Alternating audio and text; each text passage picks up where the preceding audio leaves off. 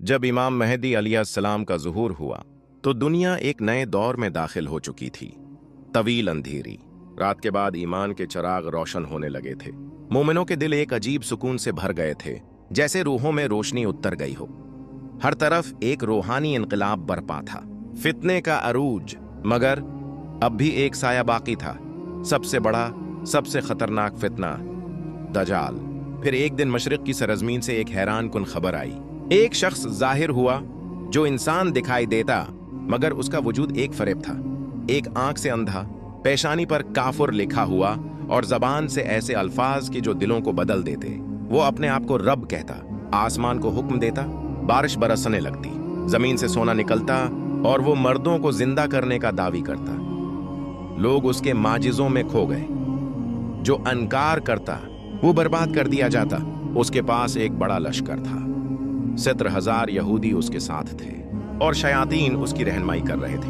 मोमनीन का इज्तिमा मदीना, मक्का और कुछ महफूज मकामात पर मोमनीन छुपे हुए थे। इमाम मेहदी अलैहिस्सलाम ने अपने वफादारों को जमा किया और फरमाया, ये फितना तलवार से नहीं, सब्र, इल्म और यकीन से शिकस्त खाएगा। दुनिया एक अजीम जंग की तरफ बढ़ रही थी, लेकिन ये जंग दिलों में थी, ख्यालात में थी, रूहों में थी।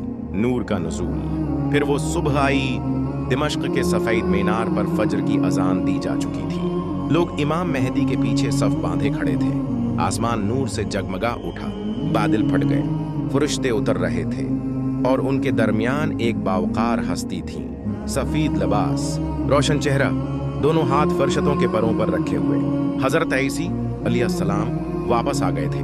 मुसलमान सजदे में गिर पड़े, खुशी और हैरत में डूबकर। इमाम मेहदी पीछे हटना चाहते थे, मगर हजरत ईसा अलैहिस्सलाम ने नरमी से फरमाया, नमाज तुम ही पढ़ाओ ए मेहदी, ये अम्त तुम्हारी इमामत में है, दज्जाल का इंजाम। नमाज के बाद लश्कर रवाना हुआ। हजरत ईसा अलैहिस्सलाम और इमाम मेहदी अलैहिस्सलाम के साथ वो दज्जाल के पीछे शाम, उर्दन और फिलिस्तीन की वादियों से होते हुए पहुंचे बाबिलुद। वहां दज्जाल खुद खौफ से कांप रहा था। जब उसकी नजर हजरत ईसा के चेहरे पर पड़ी, उसका झूठ आश्कार हो गया, उसका गुरूर पिघल गया, जैसे नमक पानी में घुल जाता है। हजरत ईसा अलैहिस्सलाम ने नेज़े का एक वार किया, सीधा उसके सीने में। दज्जाल का फितना वहीं खत्म हो गया। हक की फतह। आसमान से आवाज आई, बातिल मुट गया, हक आ चुका है।